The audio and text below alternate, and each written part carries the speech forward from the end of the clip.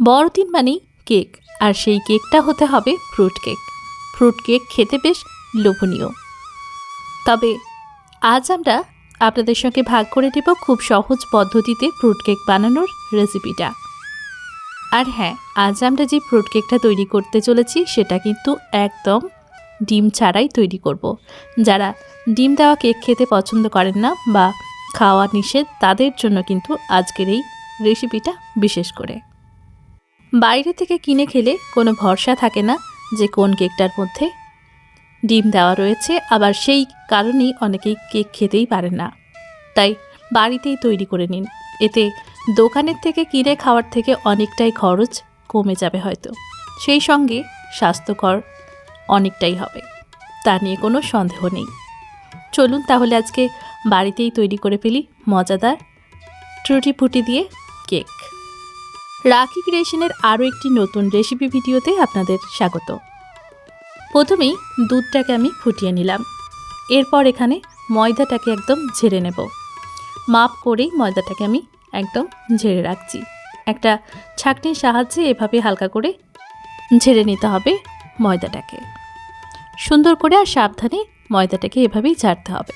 চাইলে আমরা যেই সময় ময়দাটা মেশাবো ব্যাটারের সাথে তখনও কিন্তু এই কাজটা করতে পারি, তবে আগের থেকেই কাজটা আমি করে রাখছি। আর এভাবেই এটাকে আমি মিক্সিং করব। এদিকে যেই কাপটার মাপ করে আমি 1 কাপ ময়দা নিয়েছিলাম তার থেকে কিছুটা কম চিনি নিয়েছি, আর সেই চিনিটা গুঁড়ো করে নিয়েছিলাম। আর তাই এখন চিনিটাকেও ঝেড়ে নিলাম। দেখুন হালকা দানা থেকে গিয়েছিল, সেগুলোই বেরিয়ে গেল। এখন চিনি আর ময়দা ভালোভাবে একটু মিশিয়ে নিচ্ছি। সুন্দর করে মিশিয়ে নিলাম। এরপর বেকিং পাউডার আর বেকিং সোডা দুটোই কিন্তু হাফ চামচ করে নিয়ে দিয়ে দিলাম। সুন্দর করে এভাবেই ওই দুটোকেও ঝেড়ে নিলাম। এবার ভালোভাবে সমস্ত কিছু একবার মিশিয়ে নিচ্ছি। এভাবে যদি আমরা রান্না করি কেকটা, তাহলে কিন্তু খুব সহজ হয়। আমি এখানে আজ তেল ব্যবহার করব না, বাটার ব্যবহার করব, তাই বাটারটাকে একটু গলিয়ে নিয়েছিলাম। হালকা একটু তাপ দিয়ে এটাকে গলিয়ে নিলে মেশাতে সুবিধে হয়। এখন আমরা ময়দা, চিনি, বাটার সব কিছু ভালো করে মাখিয়ে নিলাম।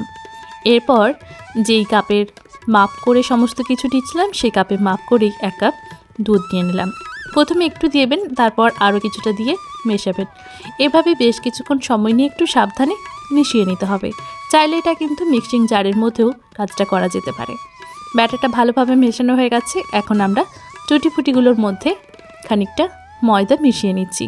খানিকটা বলতে ওই হাফ চামচেরও কম ময়দা আমরা মিশিয়ে নিচ্ছি। শুধু টুটি ফুটির সাথে আমি একটু মিশিয়ে দিয়েছি মোরব্বা, এতে একটু টেস্টটা বেস্ট হবে। এবার যেই বোলটার মধ্যে আমরা এটাকে ব্রেক করব তার মধ্যে একটু তেল আর ময়দা দিয়ে ব্রাশ করে নিয়েছি। এভাবে দিলে ব্যাটারটা কিন্তু সুন্দরভাবে ছেড়ে আসবে যখন কেক তৈরি হয়ে যাবে। এখন আমরা দিয়ে দিচ্ছি একটু ভ্যানিলা এসেন্স। আমার সব থেকে প্রিয় এই ফ্লেভারটাই।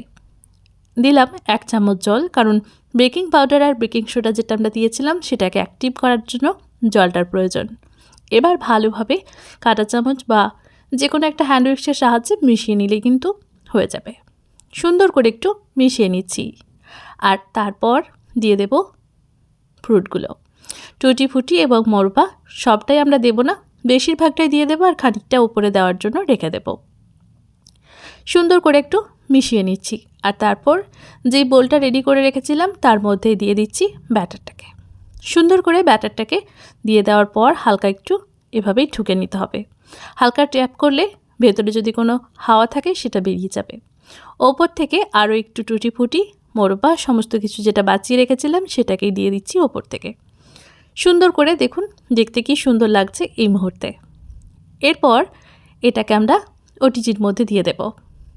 এখন 30 মিনিটের অপেক্ষা। 30 মিনিট পর কেকটা রেডি হয়ে বেরিয়ে আসবে। কিছুক্ষণ পর কেকটা কিন্তু ফুলতে শুরু করেছে, আর আরও কিছুক্ষণ পর দেখা যাবে একটু কালচে কালার ধরতেও শুরু করছে। ধীরে ধীরে কেকটা যখন তৈরি হতে থাকবে কেকটা তখন রং বদলাতে শুরু করবে। আমরা 30 মিনিট পর কেকটাকে বের করে ঠান্ডা করে নিয়েছি ঘন্টাখানেকের মতো। আর ধৈর্য কিন্তু ধরেনি। 1 ঘন্টার বেশি যদি এটাকে ঠান্ডা করে অপেক্ষা করতে হয় তাহলে তো আমার হয়েই গেল। থাক সেসব কথা। এখন কেক ঠান্ডা হয়ে গেছে, এখন আমরা ডিমোল করে নেব। মোল থেকে প্লেটের মধ্যে নেব। তার জন্য একটা ছুরির সাহায্যে হালকা একটু প্রেশার দিয়ে দেখুন অটোমেটিক কিন্তু বেরিয়েই আসছে। এটাকে আলাদা করে যে খুব একটা কসরত করতে হবে তেমনটা কিন্তু নয়। এবার বাটি ধরে উল্টালেই কিন্তু একদম কেকটা বেরিয়ে যাবে। সুন্দর করে কেকটা কিন্তু ডিমোল্ড হয়ে গেছে। এখন এটাকে উল্টে নিয়ে সুন্দর করে কাটলেই হবে। তবে ফ্রুট কেক কাটার ক্ষেত্রে কিন্তু একটা অসুবিধে থাকে, যেহেতু ফ্রুটগুলো থাকে বেশিরভাগ, তাই কোথায় যে ফ্রুট আছে আর সেখানে ঠিকঠাক কাটিংটা পড়বে কিনা, ঠিক করে বেরোবে কিনা, এই সন্দেহটা থেকেই যায়। ব্যাস প্রস্তুত হয়ে গেল আমার টুটি ফুটি দিয়ে বাটার দেওয়া কেক, ডিম ছাড়াই। কেমন লাগলো রেসিপিটা কমেন্ট করে জানান আর বাড়িতে বানিয়ে খান।